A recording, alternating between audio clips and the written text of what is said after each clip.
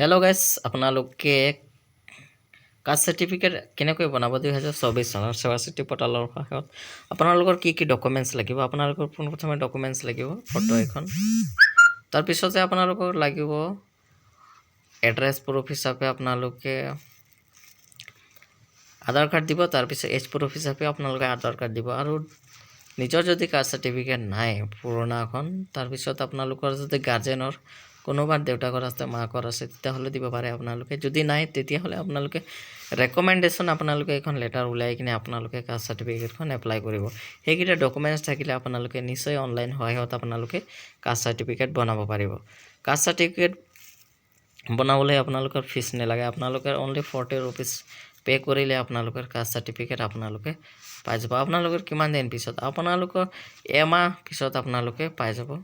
যদি আপোনালোকৰ যদি সোনকালে হয় অফিচৰ কাম, তেতিয়াহ'লে আপোনালোকে সোনকালে পাই যাব। তো মই যিমানবিলাকে এপ্লাই কৰিছোঁ গোটেইখিনি এপ্ৰুভ হৈছে, মই গোটেইখিনিক দেখুৱাম আপোনালোকক। সেইকাৰণে আপোনালোকক মই ভিডিঅ'টোৰ যোগেদি 2024 চনত কেনেকৈ বনাব পাৰি অতি সোনকালে আৰু অতি সহজে আপোনালোকে নিজৰ মোবাইল সহায়ত আপোনালোকে এপ্লাই কৰিব পাৰিব। আহক আমি ভিডিঅ'টো আৰম্ভ কৰিম। আপোনালোকে সেৱা চিঠি পৰ্টেলত আহিব। হোৱাৰ পিছতে আপোনালোকে দেখিবলৈ পাব এইখন হোম পেজ। এইখন পেজতে আপোনালোকে স্ক্ৰল ডাউন কৰি তলত আহিব। তলত অহাৰ পিছত আপোনালোকে লগ ইন বাটনত ক্লিক কৰিব। আপোনালোকৰ যদি লগ ইন বাটনত আপোনালোকৰ ID পাছৱৰ্ড নাই তেতিয়াহ'লে আপোনালোকে ID পাছৱৰ্ড বনাই ল'ব লাগিব। মোৰ অলৰেডি লগ ইন কৰি মই অপেন কৰি লৈছোঁ গোটেইখিনি। হোৱাৰ পিছতে আপোনালোকক মই দেখাম। আপোনালোকক মই যিমানখিনি এপ্লাই কৰিছিলোঁ আপোনালোকে বহুকেইটা ছাৰ্ভিচ পাই যাব। ইয়াতে NOC ছাৰ্ভিচ আছে, বহুকেইটা আছে। আপোনালোকৰ গোটেইখিনি মই এপ্লাই কৰাখিনিকে গোটেইখিনি আপোনালোকে দেখিবলৈ পাব। আজি লৈ আহিছোঁ আপোনালোকৰ মাজলৈ কাষ্ট চাৰ্টিফিকেট। আপোনালোকে কাষ্ট চাৰ্টিফিকেট ইয়াতে লিখিব। ইয়াতে আপোনালোকে কাষ্ট বুলি লিখিব।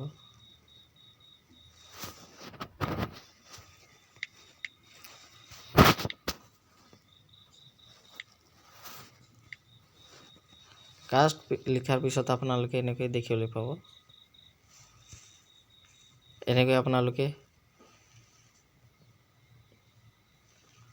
কাষ্ট চাৰ্টিফিকেট আপোনালোকে ইয়াতে এপ্লাই হিয়াৰত আপোনালোকে ক্লিক কৰি দিব।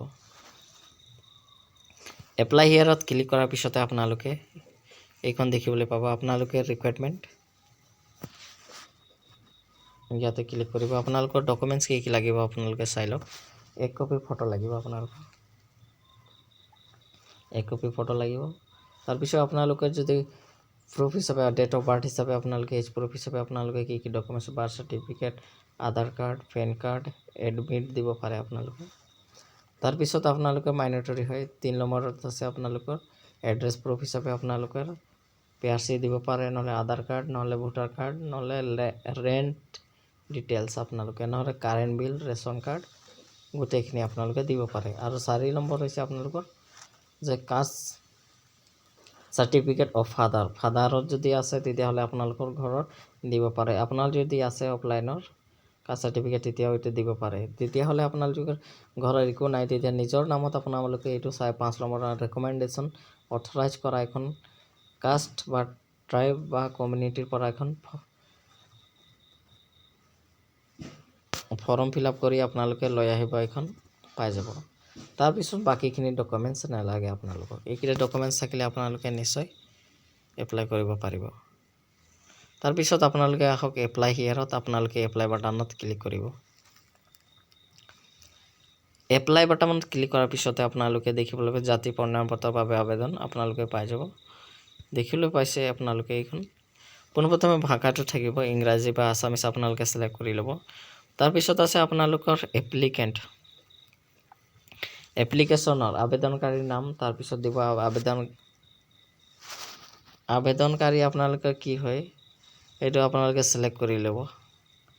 OBC নে MOBC নে ST SC হয়, SC হিলছ ট্ৰাইব নে plain tribe in hills tribe, এই কোনকেইটা হয় আপোনালোকে এইটো চিলেক্ট কৰি ল'ব।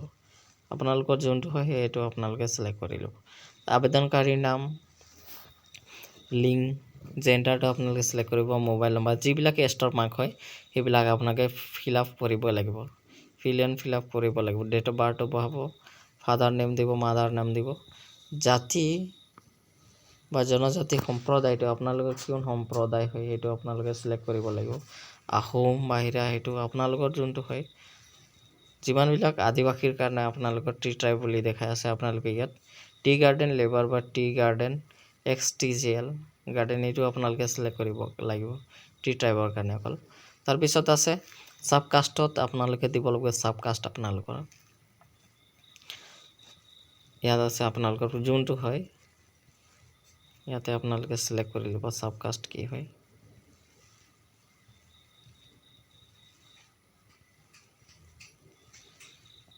বহুকেইটা আপোনালোকে চাই ল'ব।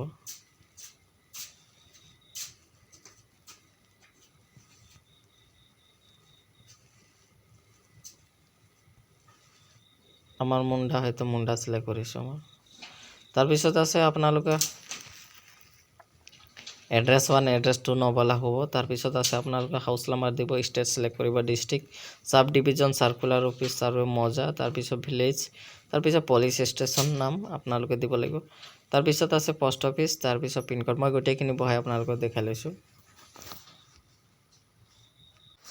আপোনালোকে গোটেইখিনি ডকুমেণ্টছত যেনেকৈ আছে আপোনালোকে তেনেকৈ ফিল আপ কৰিব। আপোনালোকৰ যি আছে আপোনাৰ ষ্টাৰ মাৰ্কবিলাকে যেনেকৈ ফিল আপ কৰিছোঁ মই আপোনালোকে তেনেকৈ ফিল আপ কৰিব লাগিব।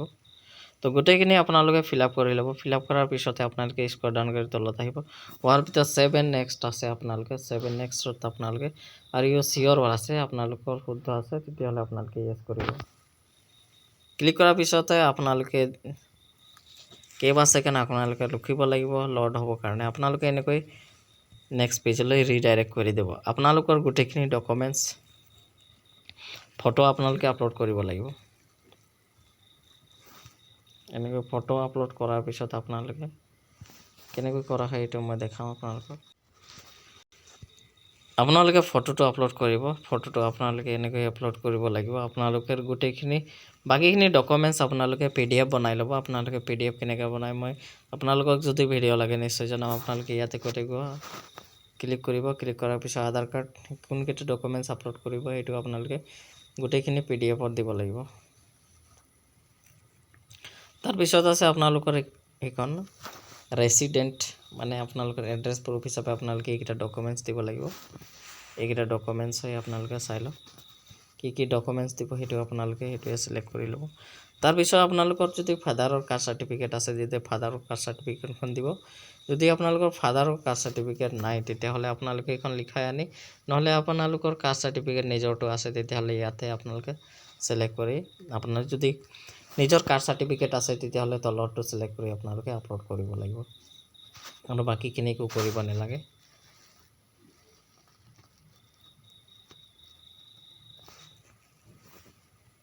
কৰাৰ পিছতে আপোনালোকে ছাবমিট বাটনত ছাবমিট কৰি দিব।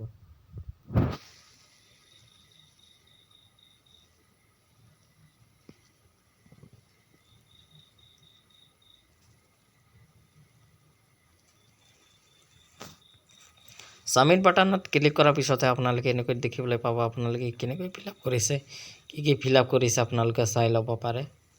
আপোনালোকে কি ফিল আপ কৰিছে কি কৰা নাই গোটেইখিনি তথ্য ইয়াতে আহি গৈছে। আপোনালোকে চাই ল'ব আপোনালোকৰ কি ডকুমেণ্টছ আপলোড কৰা হৈছে, আপোনালোকে ডকুমেণ্টছ কি দিয়া হৈছে এইবোৰ আপোনালোকে চাব পাৰে।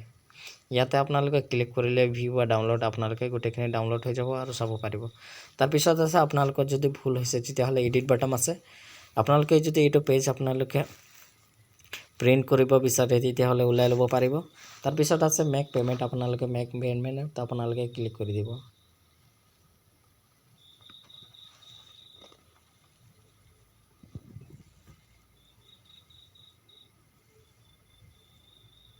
ক্লিক কৰাৰ পিছতে আপোনালোকে RTO আপোনালোকে পে'মেণ্ট দিব লাগিব। আপোনালোকৰ পে'মেণ্ট কিমান থাকিব আপোনালোকৰ 40 টকা পে'মেণ্ট কৰিব লাগিব।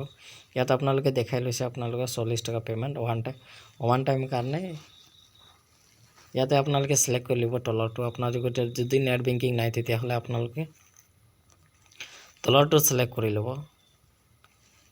চিলেক্ট কৰাৰ পিছতে আপোনালোকে এনেকৈ দেখি এক্সিছ AG পে আছে ন চাৰ্জ আপোনালোকে ইয়াতে টিক মাৰ্ক লগাই দিব। টিক মাৰ্ক লগাৰ পিছতে আই এগ্ৰিৰ আপোনাৰ বাটনত আপোনাৰ ক্লিক মাৰ্ক দিব। ক্লিক মাৰ্ক দিয়াৰ পিছত আপোনালোকে প্ৰচিড ফৰ পে'মেণ্ট আপোনালোকে ইয়াতে ক্লিক কৰি দিব। ক্লিক কৰাৰ পিছত আপোনালোকে ইয়াতে অ'কে কৰি দিব লাগিব। অ'কে কৰাৰ পিছত আপোনালোকে তলত স্ক্ৰল ডাউন কৰি তলত আহিব লাগিব। আপোনালোকে হোৱাৰ পিছত ইয়াতে টিক মাৰ্ক দি দিব। টিক মাৰ্ক দিয়াৰ পিছতে আপোনালোকৰ যদি Google pay', PhonePe', UPI ID আছে আপোনালোকে ইয়াত ফিল আপ কৰিব লাগিব। তাৰপিছত ভেৰিফাই এইটো দেখিবলৈ পাইছে, ভেৰিফাই কোড আপোনালোকে তলৰটো যেনেকৈ আছে তেনেকৈ ওপৰটো লিখি দিব। লিখাৰ পিছতে আপোনালোকে কমপ্লিট পে'মেণ্ট আপোনালোকে ইয়াতে ক্লিক কৰি দিব। তাৰপিছত আপোনালোকৰ গুগল পে' বা ফোনপে'ত UPI IDটো যিহৰ ফিল কৰিব তাতে আপোনালোকে মেছেজ গুচি যাব। তাত গৈ আপোনালোকে যিমানটো পে'মেণ্ট কৰিব বিচাৰে এইটো পে'মেণ্ট কৰি দিলে আপোনালোকৰ অট'মেটিকলি ফিল আপ হৈ যাব। সেইটো আপোনালোকক মই এতিয়া কৰি নেদেখাম। তাৰপিছত আছে আপোনালোকে ডেবিট বা ক্ৰেডিট কাৰ্ড তেনেকৈ কৰিব লাগিব।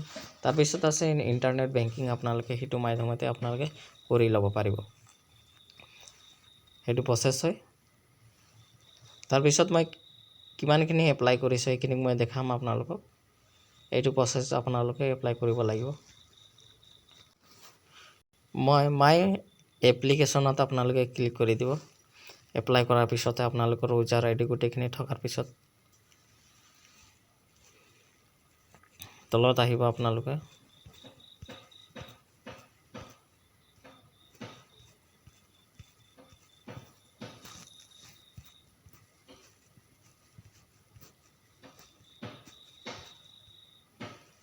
মাইনৰিটি চাৰ্টিফিকেটবিলাক আপোনালোকে দেখিবলৈ পাইছে, মই গোটেইখিনি এপ্লাই কৰি থৈছোঁ। তাৰপিছত আছে মেৰেজ ৰেজিষ্ট্ৰেশ্যন, আধাৰ চাৰ্ভিচ আছে, বাৰ্থ চাৰ্টিফিকেটবিলাকো এপ্লাই কৰিছোঁ। পাৰ্মানেণ্ট ৰেচিডেণ্ট আপোনালোকে PRC আপোনালোকে এপ্লাই কৰি থৈছোঁ। তাৰপিছত নন ক্ৰাইম লেয়াৰ চাৰ্টিফিকেট আপোনালোকে এপ্লাই কৰিব পাৰিব। ইনকাম চাৰ্টিফিকেট আপোনালোকে এইটো দেখিবলৈ পাইছে, এপ্ৰুভ হৈছে, ডাউনলোড কৰি আপোনালোকে উলিয়াব পাৰিব। তাৰপিছত আপোনালোকে বাৰ্থ চাৰ্টিফিকেট, ডেথ চাৰ্টিফিকেট গোটেইখিনি ইয়াতে আপোনালোকে এইটো যিমানবিলাকে কাষ্ট চাৰ্টিফিকেট হয় এইকেইটা আপোনালোকে কাষ্ট চাৰ্টিফিকেট এইবিলাকে আপোনালোকে এপ্ৰুভ হৈ গৈছে। আপোনালোকে কাষ্ট চাৰ্টিফিকেট যদি ডাউনলোড কৰিব বিচাৰে ইয়াতে আপোনালোকে দেখিবলৈ পাইছে ডাউনলোড বাটন।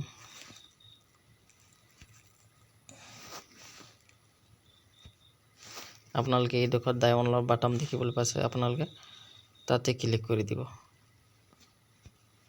ইয়াতে আপোনালোকে ক্লিক কৰি দিব। ইয়াতে আপোনালোকে ক্লিক কৰাৰ পিছত এইটো ডাউনলোড এগেইন বুলি আছে, মই ডাউনলোড কৰি থৈছিলোঁ, তো আপোনালোকৰ কাৰণে আপোনাক দেখাই দিছোঁ। আপোনালোকক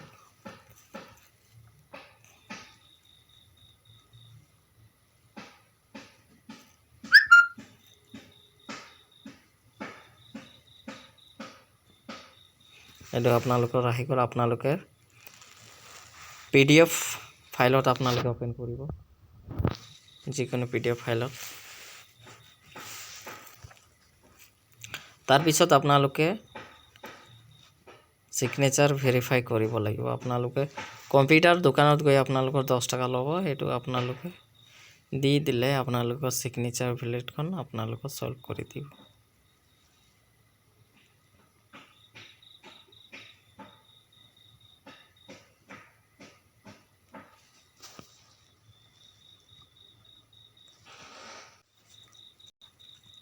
এনেকৈ আপোনালোকে দেখিবলৈ পাব। আপোনালোকৰ গোটেইখিনি ইয়াত তথ্য আপোনালোকে এনেকৈ দেখিবলৈ পাব। এইটো আপোনালোকে চিগনেচাৰ ইয়াতে আপোনালোকে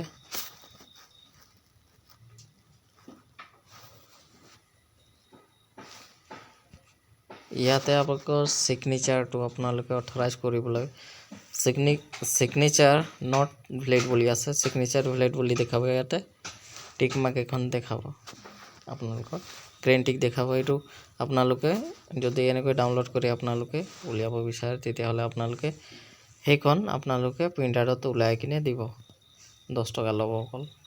তো এইটোৱে আছিল আপোনালোকৰ ভিডিঅ'টো ভাল লাগে নিশ্চয় কি কৰিব, লাইক কৰিব আৰু চেনেলটো ছাবস্ক্ৰাইব কৰি থ'ব। ধন্যবাদ।